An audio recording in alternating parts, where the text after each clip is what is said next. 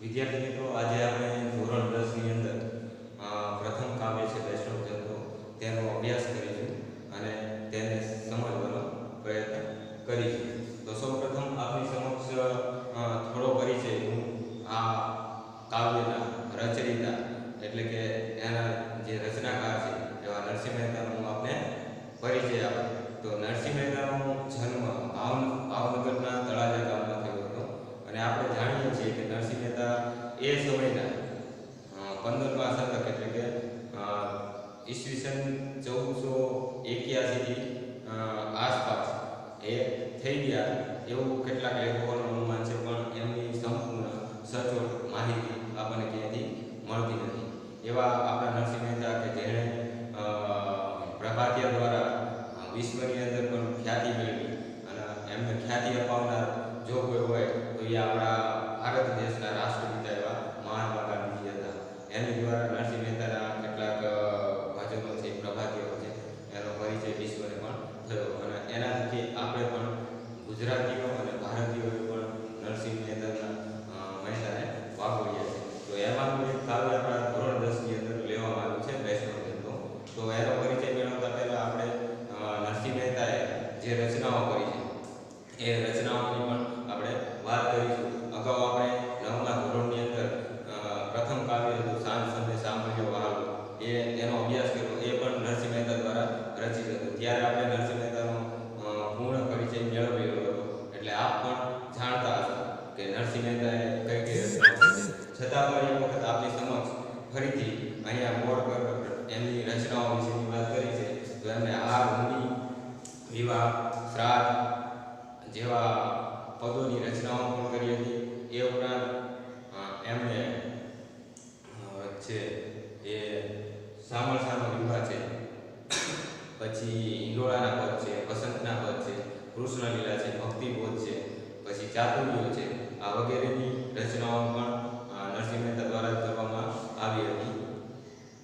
અને આની અંદર સૌથી વધારે જો વાત કરું તો એમના જે પ્રભાતિયા છે એ બહુ પ્રખ્યાત છે અને એટલા માટે નરસિંહ મહેતાને શ્રેષ્ઠ ઉર્મી કવિ તરીકેનું બિરુદ પણ મળેલું છે.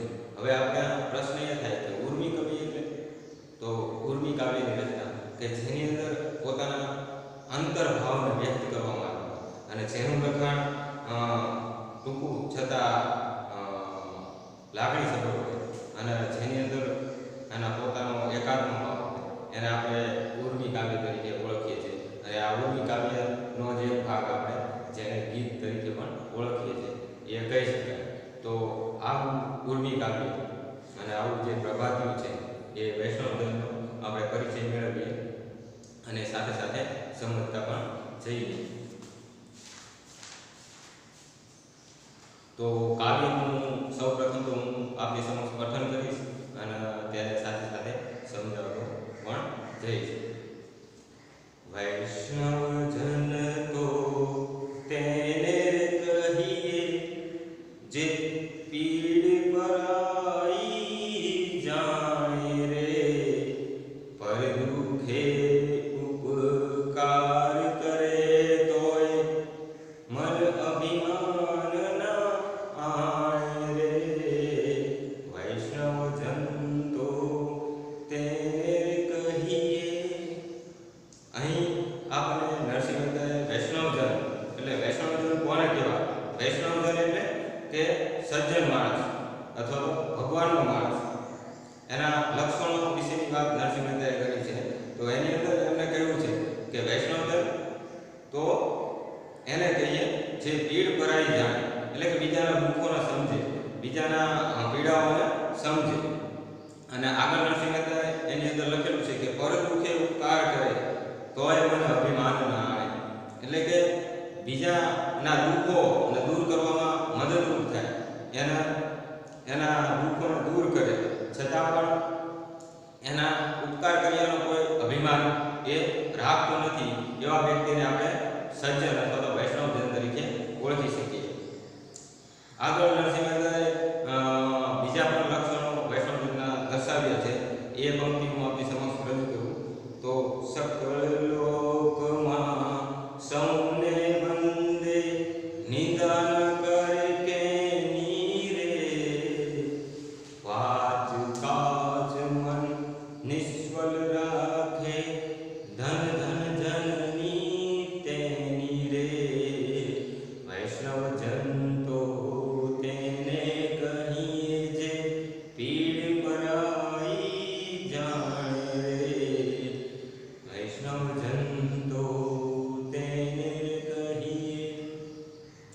અહીં નરસિંહ મહેતાએ સૌ શરૂઆત કરી છે કે સકળ લોકમાં સૌને વધે. સકળ સકળ એટલે સમગ્ર, આખું જે વિશ્વ છે, સકળ લોક એટલે સમગ્ર વિશ્વની વાત કરી છે. સકળમાં આપણે સમગ્ર બધું એ અર્થમાં આપણે સમજી શકીએ અને એ રીતે જોઈએ. સકળ લોક, લોક એટલે જગત, વિશ્વ. તો આખા જગત, આખા વિશ્વની અંદર બધાના મન રહે, બધાને નમન કરે અથવા તો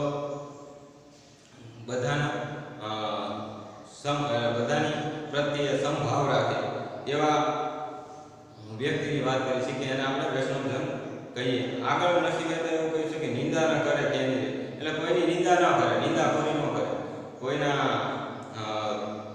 દૂરપૂરણ અથવા તો કોઈના જે વાતો છે એના નિંદાખોરીનું એનામાં કોઈ પણ પ્રકારનું લક્ષણ આપણને જોવા મળતું નથી. પછી આગળ આપણે જોઈએ કે વાચ કાચ મન નિષ્ફળ રાખે, ધન ધન ધનની તેની રે. એટલે કે વાચ, વાચ એટલે વાણી, કાચ નો અર્થ તો કાચડી થાય, પણ અહીં આપણે ચારિત્ર તરીકે લેવાનું. એટલે કે વ્યક્તિના ચારિત્ર માટે એમ કે વાણી અને ચારિત્ર અને મન.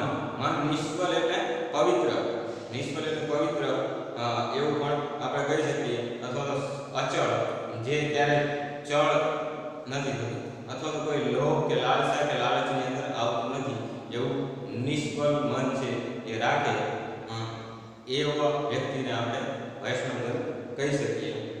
અને એટલા જ માટે નરસિંહ મહેતા આ વૈષ્ણવજનના જે લક્ષણો છે એને દર્શાવે છે, અથવા તો વૈષ્ણવજન કોને કહેવાય એ વાત કરતા કરતા એમને કે આવા વ્યક્તિત્વ અથવા તો આવો વ્યક્તિ છે જેને જન્મ આપનાર જનેતા છે. ધન ધન જનની તેની, એટલે જનની એટલે જનેતા છે, માતા છે, એના માતાને ધન્ય છે અથવા તો નમન છે. એટલે અહીં એ પણ વાત કરે છે કે આવા ચારિત્રવાન વ્યક્તિ છે, વૈષ્ણવજન છે, એની માતાને પણ આપણે ધન્ય છે, એ પણ પૂજનીય છે એવું આપણે કહી શકીએ.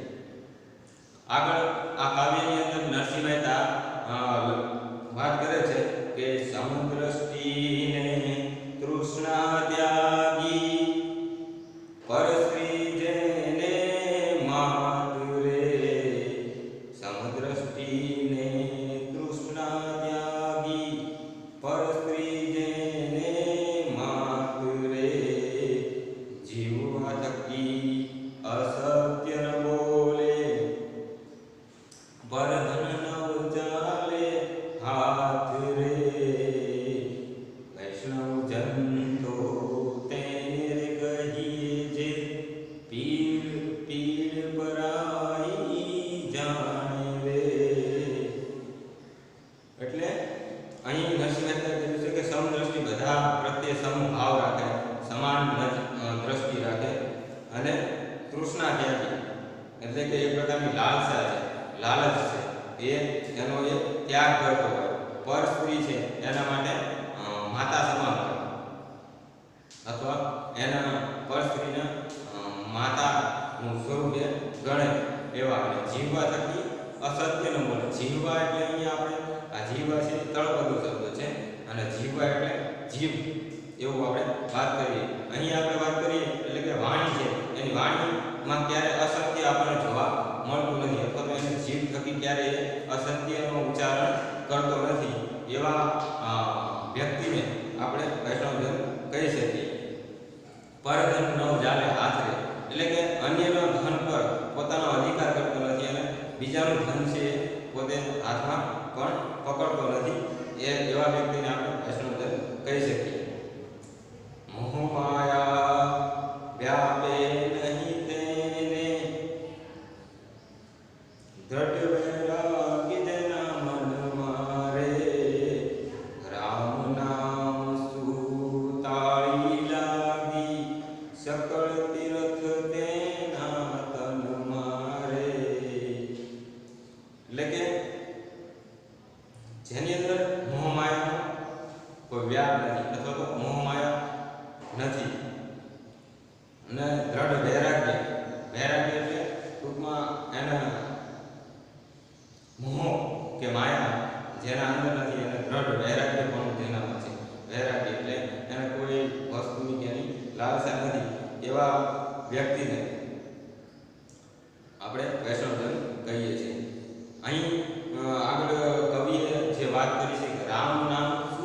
તાળી લાગી, સકળ તીરથ તેના તનમાં રહે.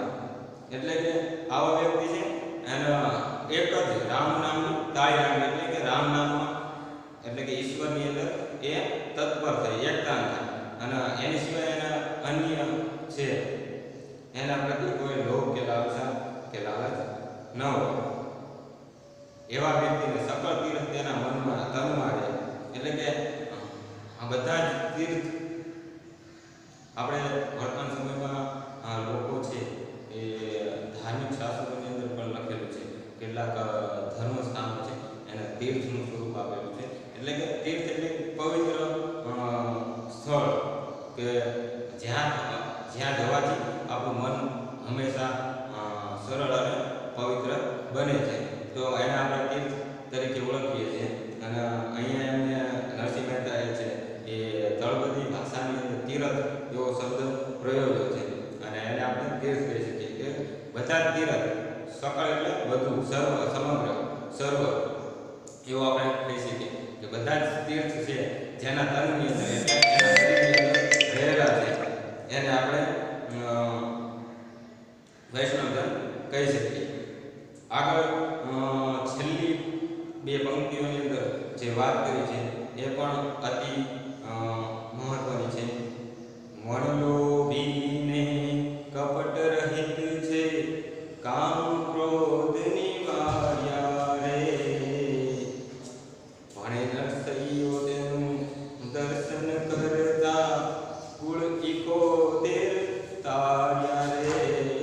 વૈષ્ણવજન તો તેને કહીએ જે પીર પરાઈ જાણે રે. પદ દુખે ઉપકાર કરે તોય મન અભિમાન આણે રે. અહીં આપણે નરસિંહ મહેતાએ જે વાત કરી છે કે વણલોભીને કપટ રહી. વણલોભી એટલે કે એને કોઈ પણ પ્રકારનો લોભ નથી, લાલચ નથી, અને કપટ રહી એટલે કે કોઈ વ્યક્તિ સાથે અથવા તો કોઈ પણ સાથે છળ, કપટ કે પ્રપંચ કરતો નથી. અને કામ ક્રોધ નિવાર્ય રહે એટલે કે એને કામ ક્રોધને તો સંપૂર્ણપણે પોતાના જીવનની અંદરથી એનો ત્યાગ કરી દીધો અને કામ ક્રોધ પર એને સંપૂર્ણ વિજય મેળવી લીધો એવો વ્યક્તિ છે, એને આપણે વૈષ્ણવજન કહી શકીએ. ભણે નરસૈયો તેનું દર્શન કરતા, કુળ 71 તાર્યા. એટલે કે આવો જે વૈષ્ણવજન છે એ વૈષ્ણવજનને નરસિંહ જોઈ રહ્યો છે, અને એના થકી એમ કે આવા એના દર્શન કરવાથી નરસિંહ મહેતા આગળ એમ કહે છે કે હું જાણું છું કે આવા વૈષ્ણવજનના દર્શન કરવાથી, દર્શન માત્રથી સમગ્ર કુળની 71 પેઢીઓ છે એ તરી જાય છે. અને આમ આપણે જાણીએ કે વૈષ્ણવજન છે એ વૈષ્ણવજન કાવ્યની અંદર આ રીતે નરસિંહ મહેતાએ છે પોતે વૈષ્ણવજનના લક્ષણોને વાપર્યા છે અને પોતાનો જે અંતર્ભાવ છે એને રજૂ કર્યો છે. એ દ્રષ્ટિએ આપણે આ વૈષ્ણવજન છે એક પ્રકારનું ગુરુની કાવ્ય છે એ પણ આપણે કહી શકીએ. તો મિત્રો, આ આપણો હાલનો પ્રથમ 10મા ધોરણનો જે ટોપિક હતો એની વાત કરી. હવે પછી આપણો આગળના તબક્કાની અંદર બીજો પાઠ છે એ છે રેસનો ઘોડો, જેના લેખિકા છે વર્ષા આરાધ્યા, એમનો પરિચય આપણે મેળવીશું. તો મિત્રો, અહીં આપણે રાખીએ અને આ જે સ્વાધ્યાય છે એ આપણા નોટબુકમાં નોંધી લઈશું. આ ઉપરાંતના કેટલાક સ્વાધ્યાયના પ્રશ્નો આપણા પુસ્તકની અંદર પાછળ આપેલા છે, એ આગળની વાત પછી પણ કરીશું.